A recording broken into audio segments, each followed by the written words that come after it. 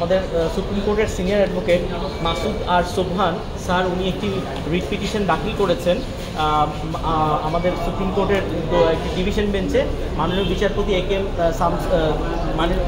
কে আসাদুজ্জামান এবং মাননীয় বিচারপতি মাহবুবুল ইসলামের বেঞ্চে এই রিটটির শুনানি হয়েছে।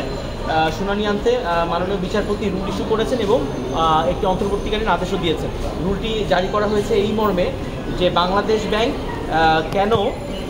ব্যাংক বেক্সিমকো গ্রুপের এবং সালমান এফ রহমানের যেই সকল কোম্পানিতে শেয়ার আছে সেই সব কোম্পানির লোন সংক্রান্ত তথ্য কেন প্রদান করবেন না এবং একই সাথে বেক্সিমকো গ্রুপের এই প্রপার্টি ম্যানেজ করার জন্য আপনার রিসিভার অ্যাপয়েন্টমেন্ট করা হয়েছে এবং এই প্রপার্টিটাকে অ্যাটাচ করা হয়েছে এবং একই সাথে বাংলাদেশ ব্যাংকে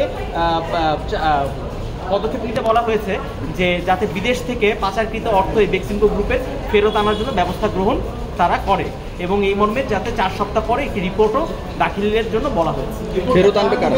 বাংলাদেশ ব্যাংক।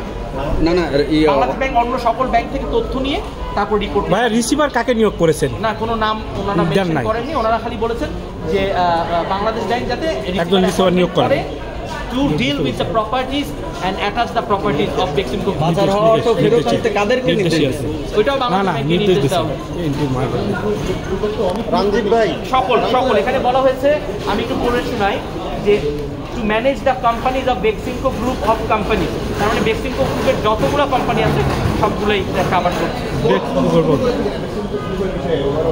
না, কোর্ট কিছু মন্তব্য করেনি। কোর্ট বলেছে যে হ্যাঁ এসব জিনিস তো খতিয়ে দেখা দরকার আছে, আমাদেরকে কোর্ট শুনতে চেয়েছে, আমরা বলছি ঠিক আছে এগুলোতে এক্সামিন হওয়া দরকার।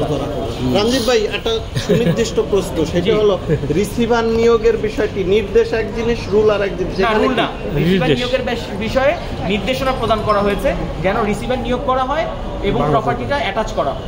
মানে অ্যাটাচ বলতে বেক্সিমকো গ্রুপের প্রপার্টি।